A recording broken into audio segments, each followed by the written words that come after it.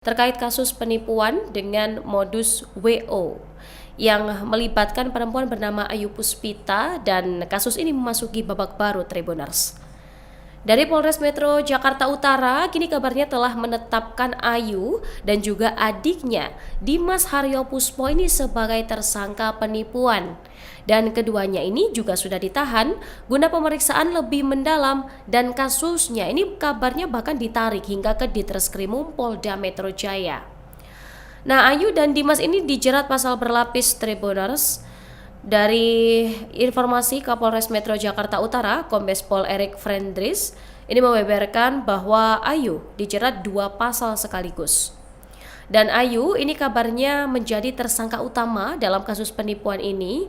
Kemudian dari pihak kepolisian ini masih terus meminta keterangan dari Ayu dan Dimas untuk mengungkap motif kasus ini. Namun untuk dugaan sementara Tribuners, keduanya ini menipu karena faktor ekonomi. Dari pihak kepolisian merincikan hingga kini sudah ada 87 orang yang melapor sebagai korban penipuan Ayu. Para korban ini berasal dari daerah yang beragam ya, dari Jakarta Utara, kemudian Jakarta Timur, dan Jakarta Selatan. Kabid Humas Polda Metro Jaya, Kombes Budi Hermanto menyebut kerugian para korban ini berbeda-beda dengan totalan taksir ini cukup fantastis Tribuners hingga 16 miliar rupiah. Bahkan ada juga yang dirugikan 84 juta hingga 100 juta rupiah.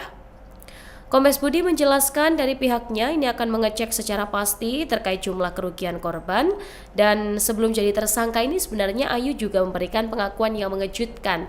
Karena meski diduga telah melakukan penipuan sebanyak 16 miliar, ia mengaku bahwa saldo rekeningnya ini tinggal 400-an ribu saja Tribuners, dan pernyataan ini memang ia sampaikan langsung ketika digeruduk ratusan korban di rumahnya di Jalan Beton, Kayu Putih, Jakarta Timur beberapa waktu lalu. Nah, oleh karenanya kabarnya Ayu ini berniat untuk menjual asetnya berupa rumah dan untuk mengembalikan uang para klien-klien yang telah ditipunya. Download Tribun X sekarang, menghadirkan lokal menjadi Indonesia.